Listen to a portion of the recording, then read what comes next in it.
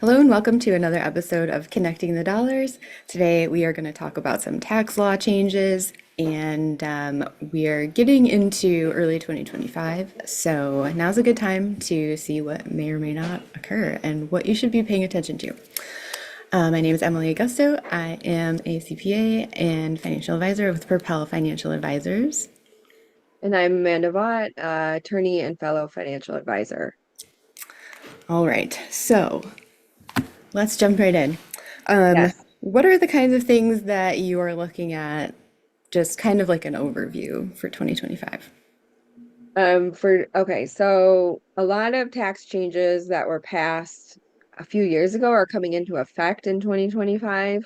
A lot of them impacted 401k plans, and IRAs. Those are the majority of the changes. Uh, there's some Roth stuff in there too. And then we have the TCJA, Tax Cuts and Jobs Act, which may or may not be changed. A lot of the provisions of the law are sunsetting this year, so we're keeping an eye on those.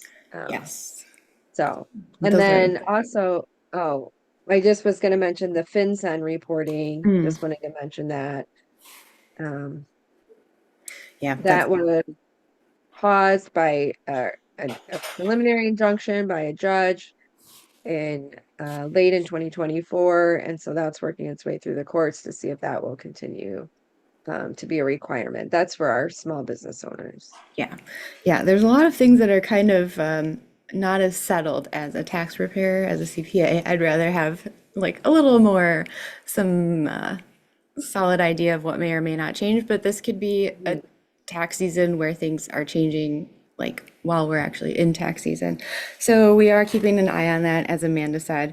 But maybe the more important thing to think about is like, okay, all these changes are happening to 401ks, to traditional IRAs.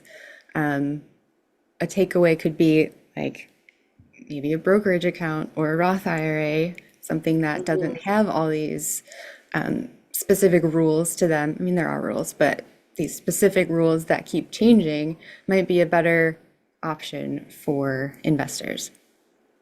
Yeah, for sure. I think it's one thing to run the math, and for everybody that's going to be different, right? Depending on their tax Yes. situation. If you say, oh, you'll save X dollars by using this account instead of this account, you can try to make that as efficient as possible. But the other consideration is really the administrative cost that goes into some of these things, like the laws and regulations around retirement accounts continue to change. Um, and obviously we don't know what the future holds, but my guess is that it's going to continue to change. I think they've been cutting taxes. I think with the new administration, that is a priority to continue to cut taxes. Obviously, we'll see how that plays out.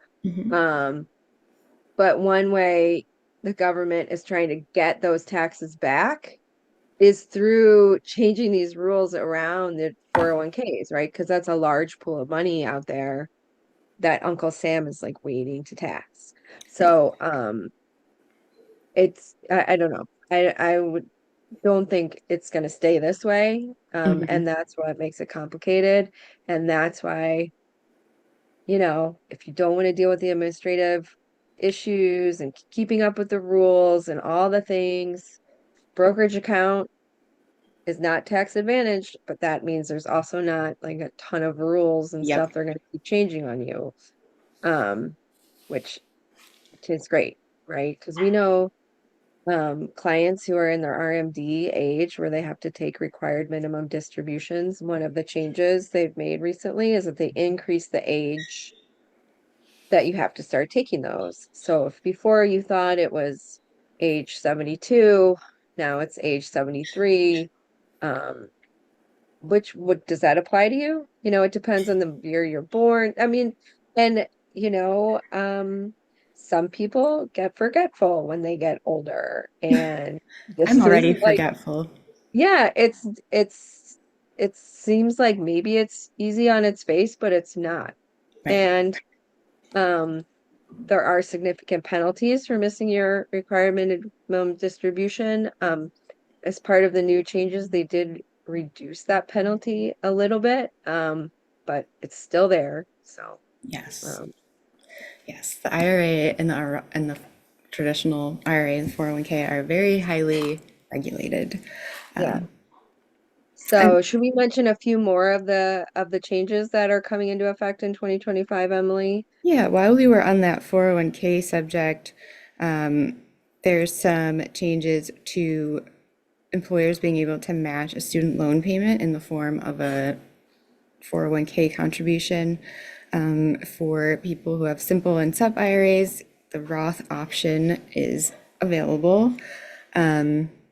But the thing is also the the banks, like we have a simple IRA at Propel, and Right. our bank is not set up to set up the Roth simple yet. So even though that's something we could take advantage of, the bank isn't ready for that. And like our You payroll actually can't, provider right. Yeah. isn't set Go up ahead. for that. So it's like, okay, well, let's hurry up and wait. So just another reason that like we're keeping an eye on everything, but not not necessarily rushing to make any changes. Yeah. Yeah, right. Because when the law changes, they also have to wait for the IRS to make the rules and the regulations. They have to update the forms. Yeah. A lot goes into it when they change the law. So even though technically you're allowed to under the law, practically you can't actually do it, right? Yes. Um, like the employer match that is now available for those making their student loan payments. There was recently an article about it in the Wall Street Journal. I'll have to put a link to that here for anybody interested.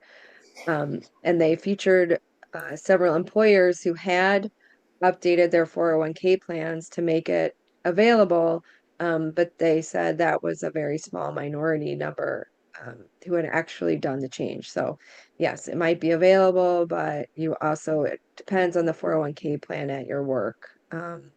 The same thing with the employer match. You're now allowed to get your employer match in the form of a Roth contribution. Mhm. That also depends on the employer updating their 401k plan to allow it.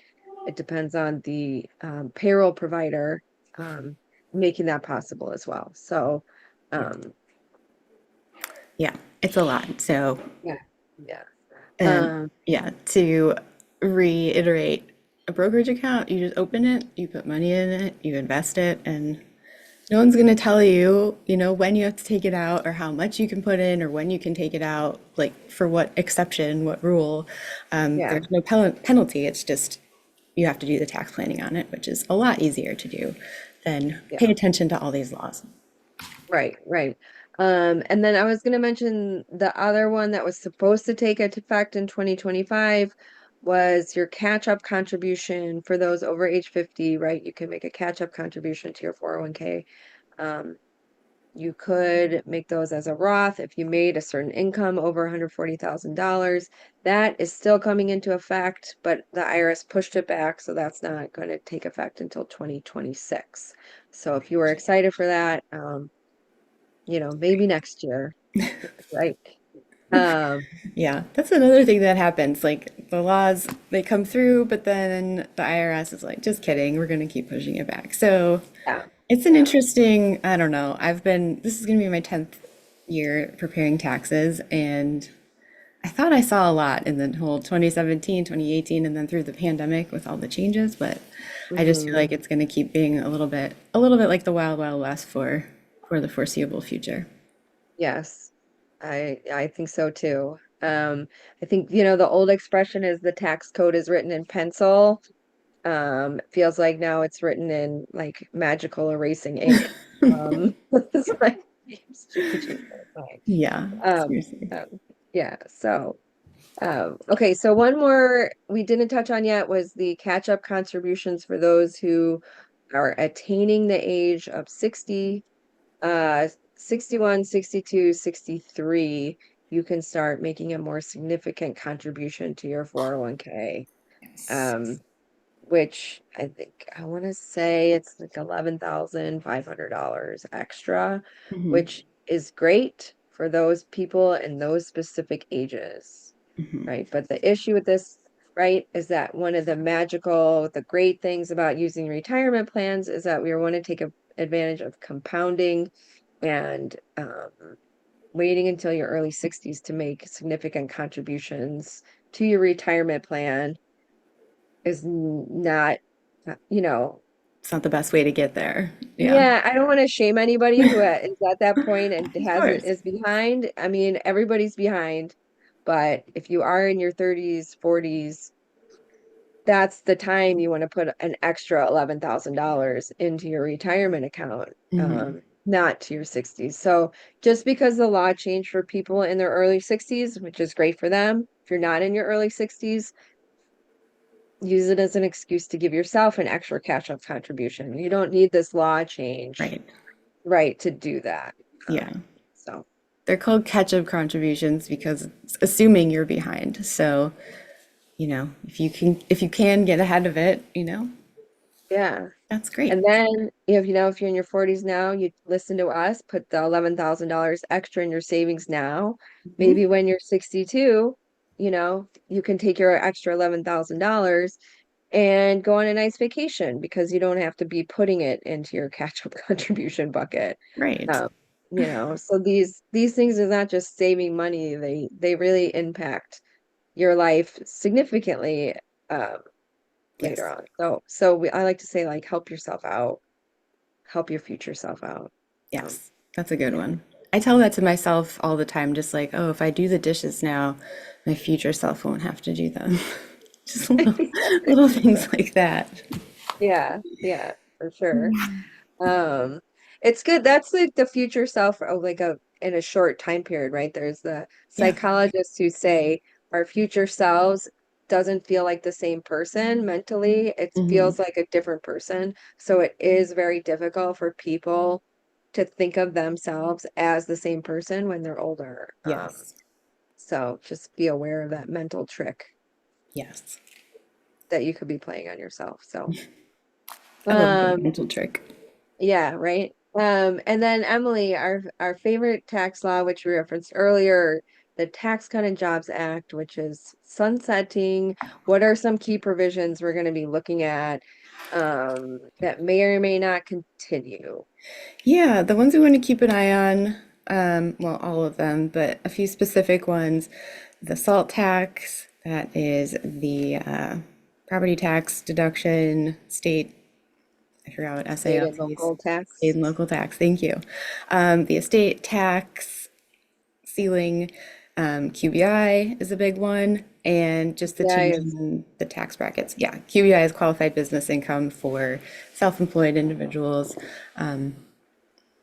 And very valuable. I yes, personally take advantage of it. It's great, but it may or may not apply to everyone, right? right. I heard the tax brackets, they did change significantly under TCJA. Some people may have felt that differently than others. Hmm. The number I saw was that lowered taxes for 60% of the population. So the majority of people would be impacted by that change.